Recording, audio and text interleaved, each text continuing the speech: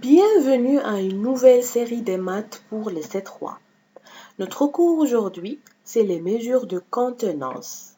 Mais qu'est-ce qu'une contenance? C'est le volume occupé par un liquide dans un récipient. L'unité principale est le litre, noté L. On peut poser la question suivante. Combien faut-il de litres pour remplir le récipient rose? Ou quel est le volume, la contenance du récipient rose? Comment mesurer une contenance? Dans la vie de tous les jours, en cuisine, on va utiliser des verres doseurs. Là, il y a deux types de verres doseurs que tu peux les trouver dans ta cuisine.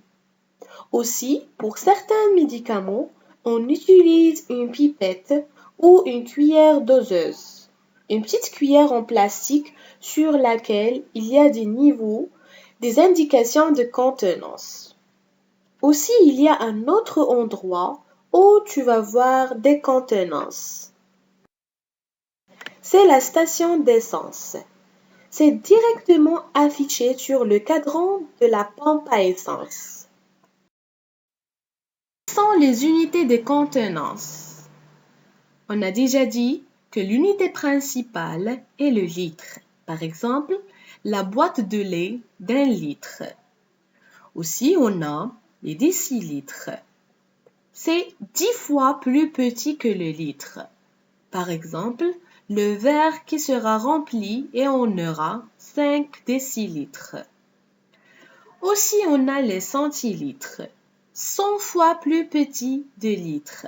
Par exemple, une cuillère à soupe, si on la remplit, on aura 1 centilitre. Et finalement, les millilitres. 1000 fois plus petit que le litre. Par exemple, la cuillère doseuse de médicaments qui indique 2,5 millilitres.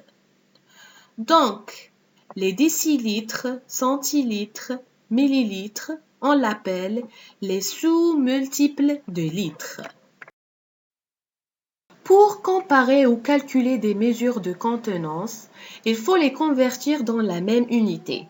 Pour cela, on utilise un tableau de conversion. Par exemple, converti dans l'unité demandée. 2 litres, on va la convertir en centilitres. On commence par poser le nombre dans la table de conversion et on a déjà vu que le passage d'une unité plus grande à une unité plus petite se fait par l'ajout des zéros. Donc, on aura 2 litres égale à 200 centilitres. On passe au deuxième exemple. 5000 millilitres, on va la convertir en litres. On commence par poser le nombre, le chiffre des unités dans la colonne d'unités données et les autres chiffres dans les colonnes à gauche. Pour le passage d'une unité plus petite à une unité plus grande, on élimine les zéros. Et on aura 5000 millilitres est égal à 5 litres.